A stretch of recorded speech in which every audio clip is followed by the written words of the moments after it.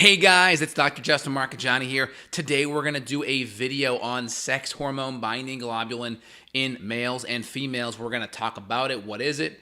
Can it help you? Can it hurt you? How to get it lower or higher if you have issues with that.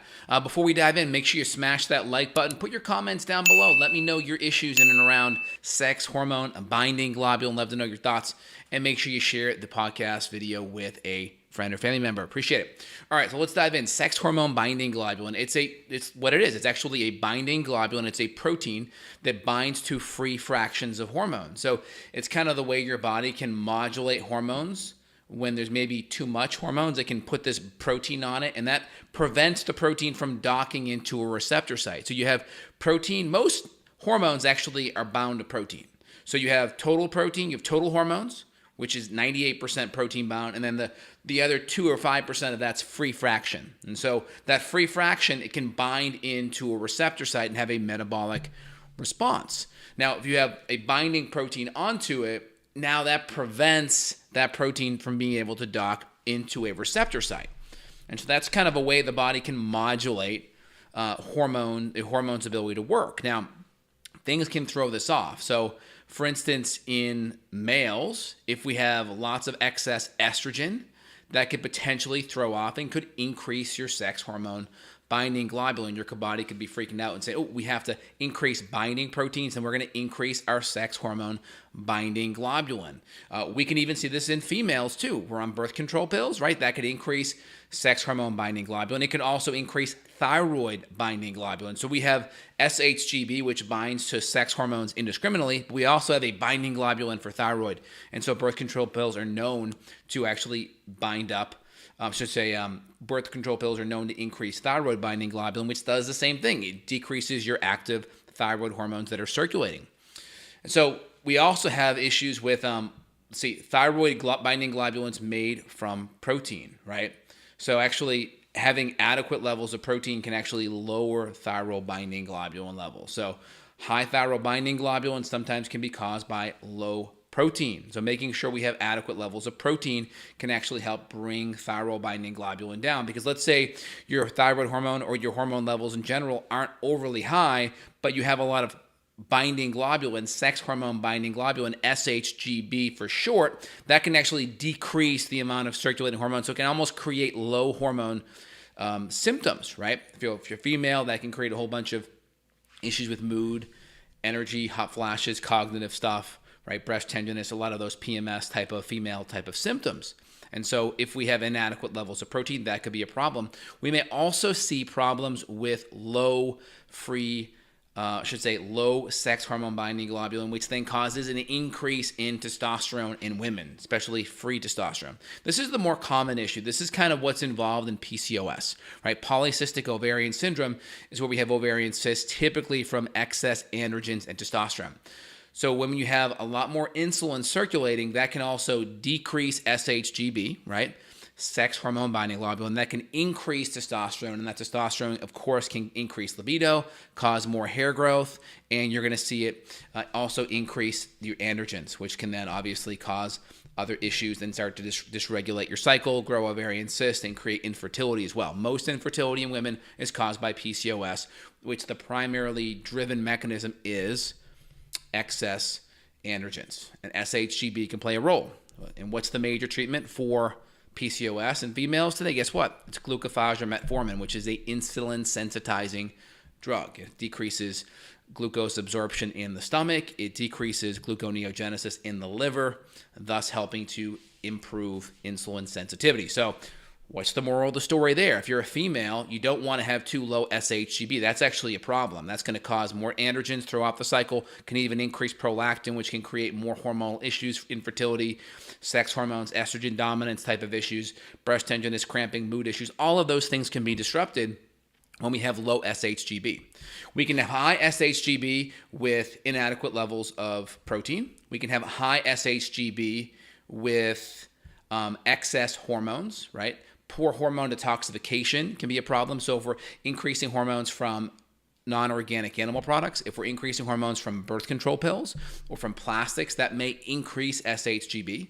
Big thing we can do with that is help detoxification, avoid the avoid the pesticide-laden, xenoestrogen-rich, foods, plastics, those kind of things. Get organic meats, get organic vegetables. Lots of good cruciferous vegetables are going to be very, very helpful in supporting estrogen and hormone metabolism, and that could also help modulate SHBG.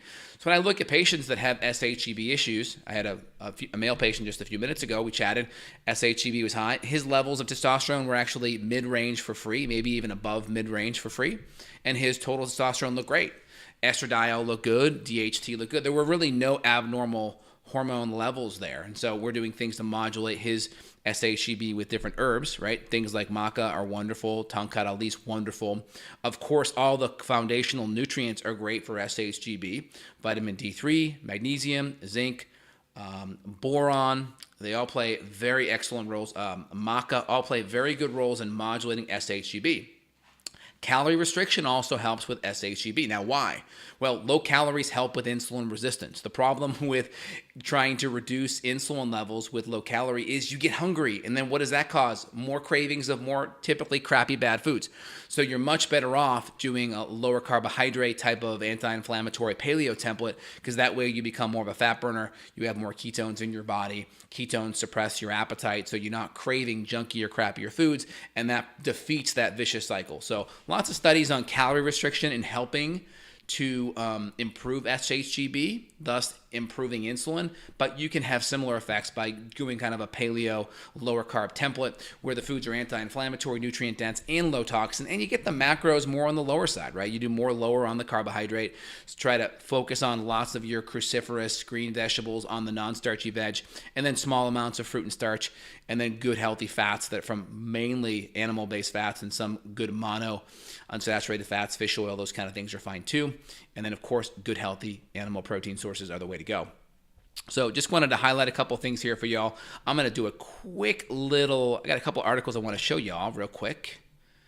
Testing this out. I'm going to shrink myself. There we go. So this is a really cool article I saw here. So talking about SHBG, ways to lower SHBG out of the gates here. So of course, good healthy cruciferous vegetables are going to be really important. Why? Cruciferous veggies are going to help improve estrogen metabolism. The cruciferous has things in there called diindol methane, indol 3-carbinol, which are healthy at metabolizing estrogen. So estrogens can increase binding globulins, so improving your cruciferous veggies. More protein, I already mentioned that, right? Protein can lower SHBG, right? So there's right here, exposed correlation, protein intake and SHBG. The lower the protein intake, the higher the concentration of SHBG. Thus, increased protein lowers SHBG. And then different supplements. I already mentioned a couple off the bat, tonkat ali. I already mentioned fish oil, vitamin D, magnesium, zinc. Again, magnesium, very powerful, 300 different enzymatic roles in the body. Vitamin D, powerful immunomodulator. Fish oil, good omega-3 anti-inflammatory fats. Again, getting fish oil or getting omega-3s from plant-based products, especially when you're inflamed and you're insulin resistant, the best sources are, let's say, alpha-linolenic acid, or alpha-linolenic acid. And linoleic is the omega-6. Linolenic is going to be like flaxseed, not that good. Chia seed, not that good. 80% doesn't convert. So getting your good quality fish oil, much better. Boron, tonkat ali, very good herbs. Maca is also excellent as well. So that's one article I wanted to highlight for y'all. Want to make sure that makes sense. And then again, overtraining actually increases SHBG. Think about it, right? If you're overtraining, does your body want to be more anabolic or does it want to be more catabolic when you're overtraining? What's happening, right? Well, your body's going to be more catabolic. So what happens to your testosterone that's free? Does it go up or down? It goes down. So what you're going to see typically is you're going to see an increase of SHBG with the same level of testosterone. So functionally, you're going to have less bioavailable, less free testosterone, resulting in lower muscle recovery because you're catabolic, right? Catabolic's breaking down, anabolic's building up. Also, let me know if you guys like this little shrunken mode where I put myself on the corner and pull up some articles. Want to know if you guys like that. Maybe it's more visual so you guys can see more what I'm looking at on my side. Vegetarian diets here, they're talking about increasing or improving SHGB levels. Part of it is they're using high quality protein sources. I think they're using like a pea protein here, which can be very helpful.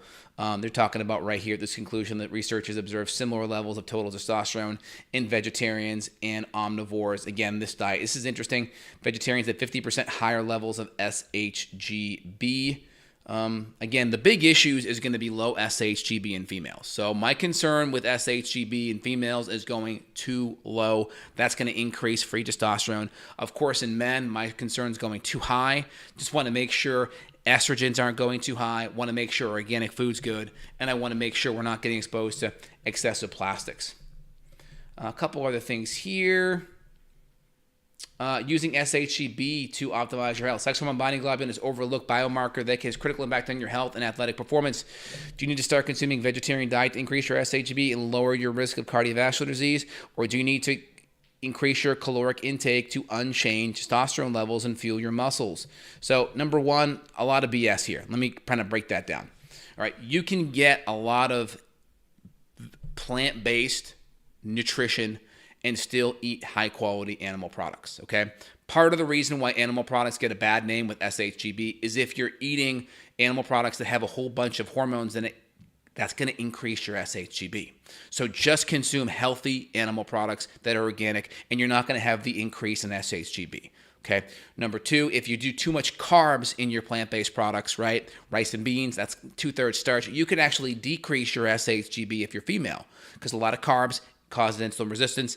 Insulin resistance also is going to increase your androgen. So just be mindful. You know, a lot of times there's confounding variables when you look at articles like this. So I'm just kind of giving you my clinical perspective because I see this stuff happening in real life.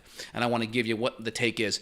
Like you see a lot of stuff here saying, oh, low calorie. Well, what's the deal with low calorie? Low calorie helps with insulin levels. Well, can we eat adequate calories and also help with insulin levels? Yeah, we can.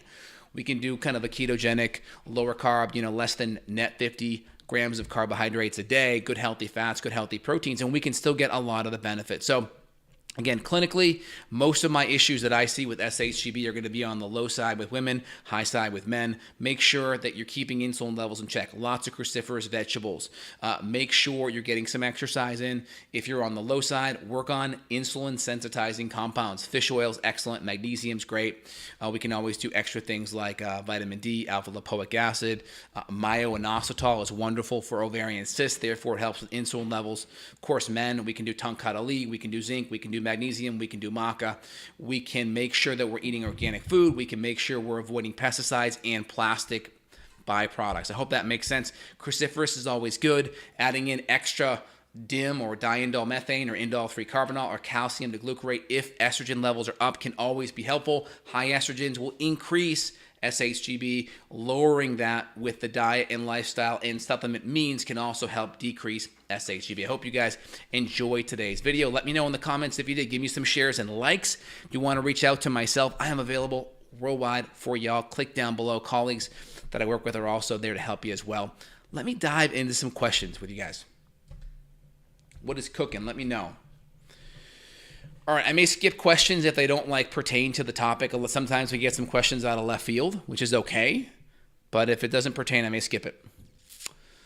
Okay, here. Is it a good idea to take a break from DHEA and progesterone after taking them several months, then reintro them after a couple weeks? It can be. My goal with DHEA, if someone has chronically low DHEA levels, up to 6 months to a year may be okay. I mean, I don't want people to be on bioidentical hormones typically more than a year unless they're menopausal or unless they really need that extra bit of progesterone. Once a woman has 6 really good cycles, and let's say their cycles were off and we've really gotten them back on track, then I like to kind of come off the progesterone after 6 months. So it just depends kind of where they're at. Some people, if they're in the middle of a lot of stress, I'll make some exceptions. And if they're more menopausal or perimenopausal, then we can definitely make exceptions with that for sure.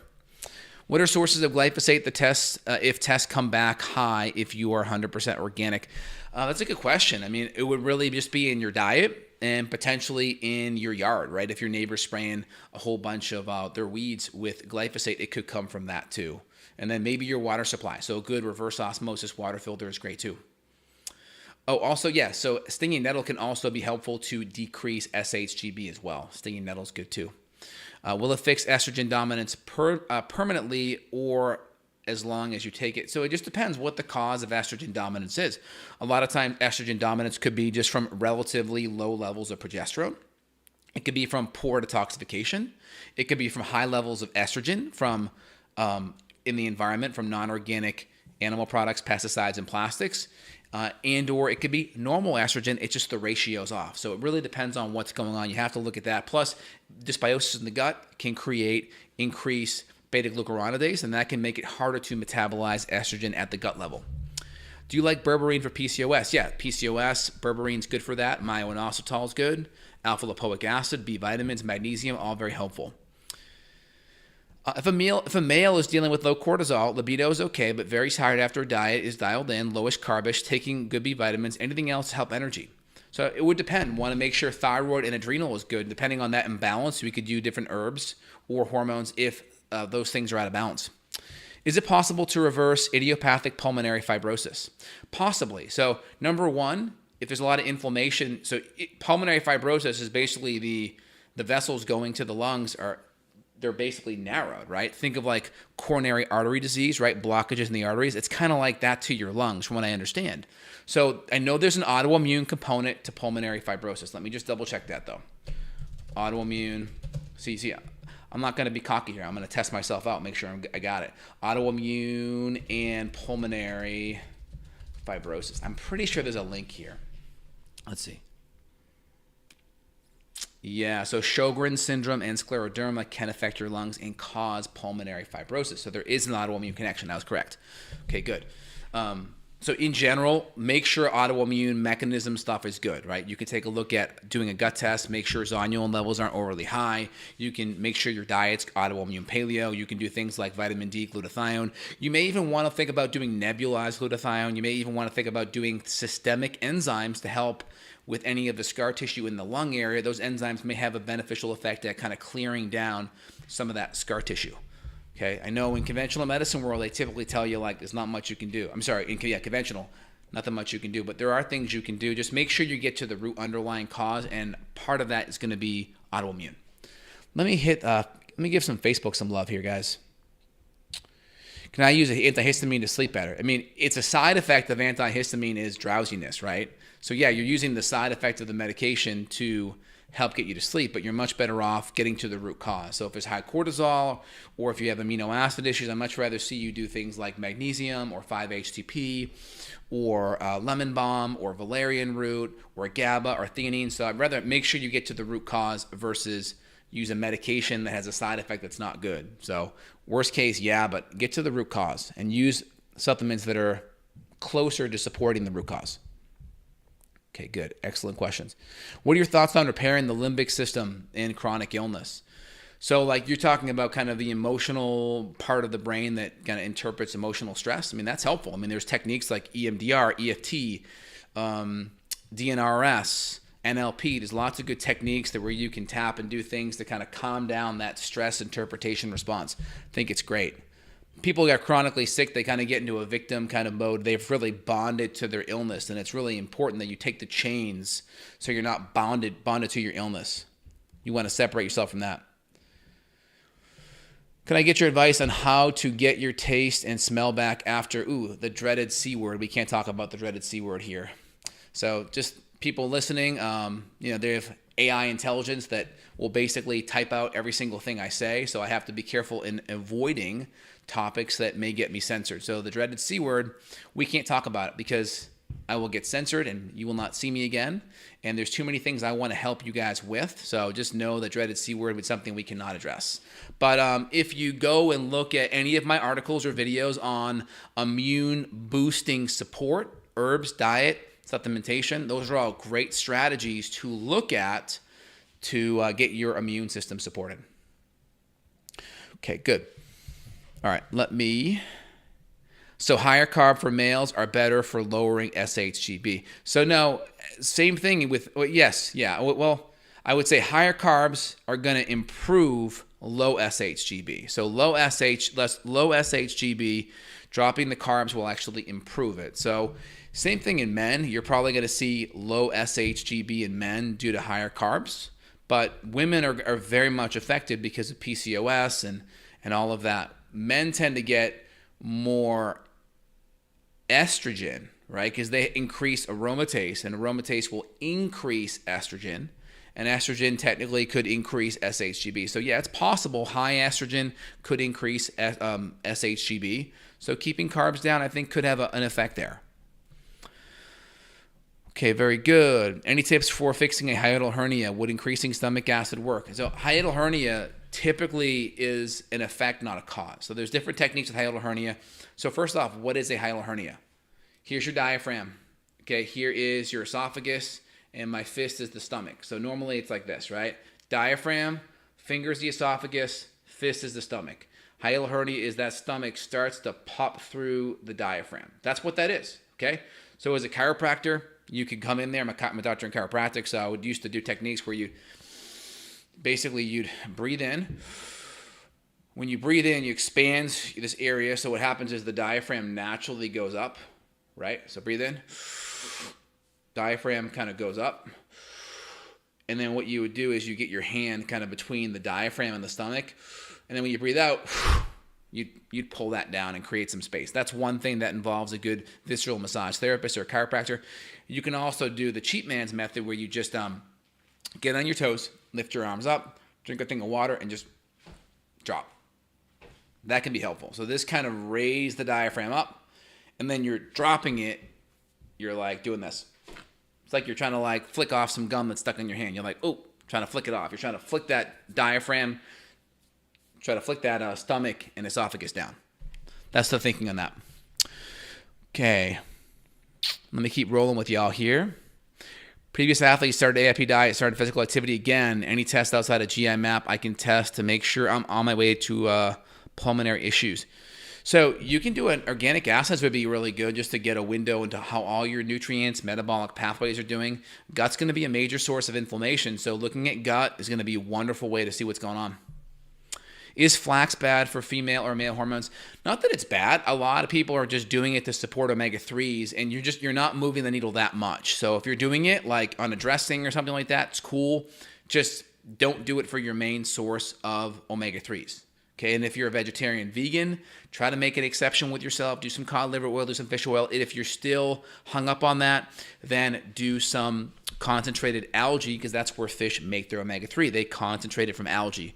So go to algae. You can still do chia seed and flax. It's just not going to be the best source. That delta-5 desaturase enzyme is going to be significantly impaired, especially when you're inflamed. So go to the actual fish oil that's EPA, DHA, 20 carbon, 22 carbon, eicosapentaenoic acid, docosahexaenoic acid, much better sources. Okay, good. Back knee, I have superb diets, been on Lyme, other infections kill over the years, still have residual scabbing lumps on my back and back of the neck, biofilm related, thanks. So I'm seeing your name, Lizzie, guessing you're a female. So first thing I would look at is get your androgens down. So androgens, get them down. First thing to do is cut your carbohydrates, a lot more cruciferous vegetables, work on your gut. I see a lot of gut and dysbiosis issues can easily cause acne. Now, easiest thing you can do to help with acne is increase natural animal sources of vitamin A. Liver and cod liver oil are awesome. And then you can also work on getting extra zinc in your diet. Probiotics, very helpful. There's a bunch of researchers from, I think, the 1920s. I think it's Pillsbury and Stokes. They did studies on acne in the 1920s using cod liver oil and probiotics. I mean, crazy. Like 100 years ago, they're talking about these things we're talking about now, yet dermatologists, you'll go into their office, you'll look at their little brochure, it'll say nothing to do. Acne has nothing to do with your diet, which is just absolutely crazy. Okay, great. Any general guidelines to fix low libido for a young male? Yeah, so number one, make sure you're not consuming estrogens. Make sure you're not consuming any food out of plastics. I mean, if you're storing it in the fridge and it's cool, not a big deal. It's really when it's out in the sun or when it gets hot. So store your food in glass, ideally. You drink out of a stainless steel water bottle. 100% organic, lots of cruciferous vegetables. And then you can use some different herbs to bump up your sex hormones. Zinc and selenium are amazing, especially if you're low in it. And you can use things like maca and ashwagandha to help. You can use things like tankat ali, horny goat weed. It is what it is, right? It's in the name. And then tribulus are all excellent ways to support libido. All right, y'all, hope you enjoyed today's video. If you did, let me know. Put your comments down below. Give me the love. I want to feel it. I want to feel it. Share it with friends and family. And please let others know so they can benefit from this information. And if you want to reach out to me below, I'm here. I work all day, 60 hours a week with patients all over the world. I'm here to serve y'all. 99.9% of people I help, I don't ever work with. It's sad. So let me know your love down below and your successes so I can enjoy them with y'all. All right, guys. One more question here. What fruits and vegetables to avoid if they are high in histamine? So high histamine fruits and vegetables are typically going to be citrus, of course, anything fermented. So sauerkraut, kimchi, kombucha, even though they're good things, they may be high in histamine. And then, of course, like any of your aged meats are going to be a big thing. All right, y'all. Hope you enjoyed it. Take care, y'all. Bye now.